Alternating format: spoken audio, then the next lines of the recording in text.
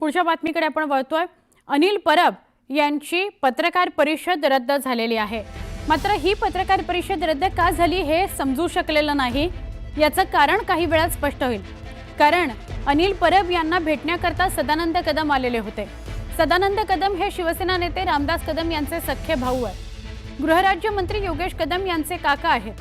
त्यामुळे अनिल परब यांचा बोलवता धनी कोण हे स्पष्ट झालं असल्याची चर्चा राजकीय वर्तुळात सुरू आहे। गृहराज्यमंत्री योगेश कदम यांच्या विरोधात पुरावे देणारे आणि आरोपांची राळ उठवणारे अनिल परब यांच्या मागे सदानंद कदम हेच असल्याचं आज स्पष्ट होत आहे।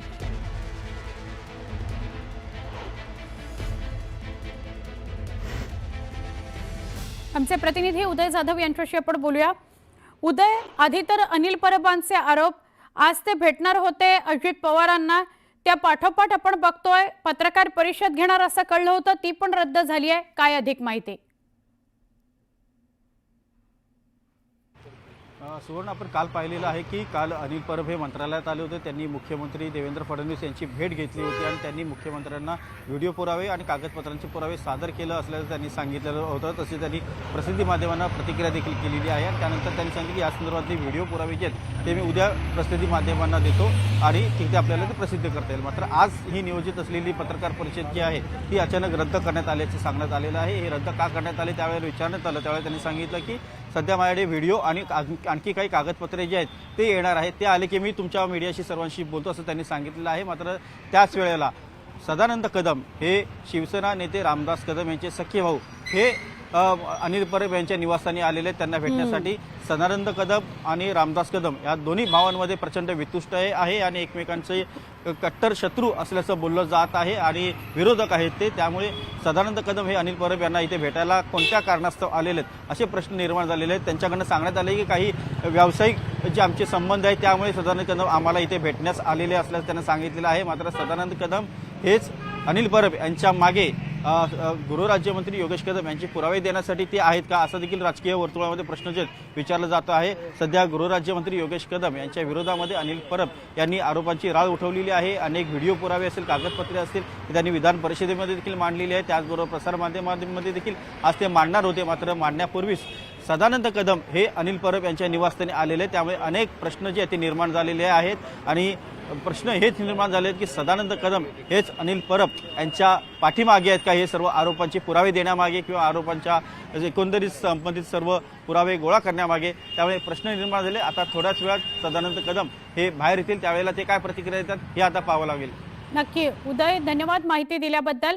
आणि ही आलेली दृश्य आपण बघतोय, ही दृश्य काय आहेत तर ही दृश्य योगेश कदम यांचे सख्खे काका रामदास कदम यांचा सख्खा भाऊ सदानंद कदम हे अनिल परबांच्या भेटीला आले, त्याची ही दृश्य आहेत। ही कधीची दृश्य आहेत तर काही वेळापूर्वीची दृश्य आहेत।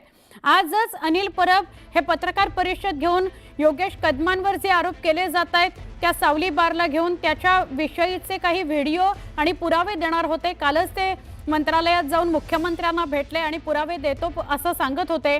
आणि आज काय घडलंय तर आज सदानंद कदम हे भेटीला आलेले आहेत अनिल परबांच्या, आणि एका बाजूला पत्रकार परिषद पण रद्द झाली आहे। तर या सगळ्या अनिल परबांच्या आरोपांमागे सदानंद कदम आहेत का, त्यांचा बोलवता धनी सदानंद कदम आहेत का, हे सगळं बघणं फार फार महत्त्वाचं आहे।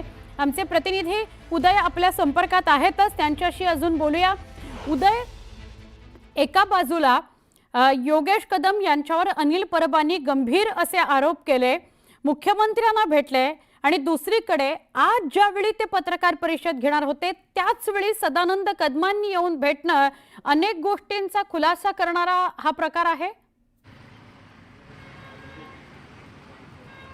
अगदी बरोबर आहे की अनिल परब जे आरोप करत होते ते आरोप जे करत होते त्यामागे ते जे काय सांगत होते की माझ्याकडे सावली बार संदर्भात खूप व्हिडिओ पुरावे आहेत, कागदपत्र आहेत, तरी कागदपत्रांनी व्हिडिओ पुरावे देणारा व्यक्ती हे सदानंद कदम आहेत का असा प्रश्न जो आहे तो विचारला जात आहे। आणि सदानंद कदम आता या क्षणाला अनिल परब यांच्या निवासस्थानी दाखल झालेले आहेत। त्यांची बैठक सुरू असल्याचे सांगितलं जाते। ही बैठक त्यांची व्यावसायिक संबंधाची बैठक असल्याचं सांगितलं जात असलं तरी देखील त्याला राजकीय जे एकूण एक किनार जी आहे ती मात्र नक्कीच आहे। कारण सदानंद कदम हे रामदास कदम यांचे सख्खे बंधू असले तरी देखील दोन्ही बंधूंमध्ये फारसं सख्खे नाही आहे, एक शत्रुत्वाचं नातं जे आहे ते त्यांच्यामध्ये असल्याचं सांगितलं जात आहे. आणि सदानंद कदम यांना याआधी देखील ईडीकडनं अटक झाली होती, ज्या वेळेला ठाकरे गटाचे नेते अनिल परब यांच्यावरती ईडीने कारवाई केली होती, ईडीने त्यांची चौकशी नेमली होती. त्यावेळेला सदानंद कदम हे ईडीच्या ताब्यात होते काही दिवस आणि त्यानंतर त्यांची जामिनावरती सुटका देखील करण्यात आली होती. आणि हेच सदानंद कदम आज अनिल परब यांच्या निवासस्थानी दाखल झालेले, त्यामुळे खूप मोठे प्रश्न जे आहेत ते निर्माण झालेले आहेत की सदानंद कदम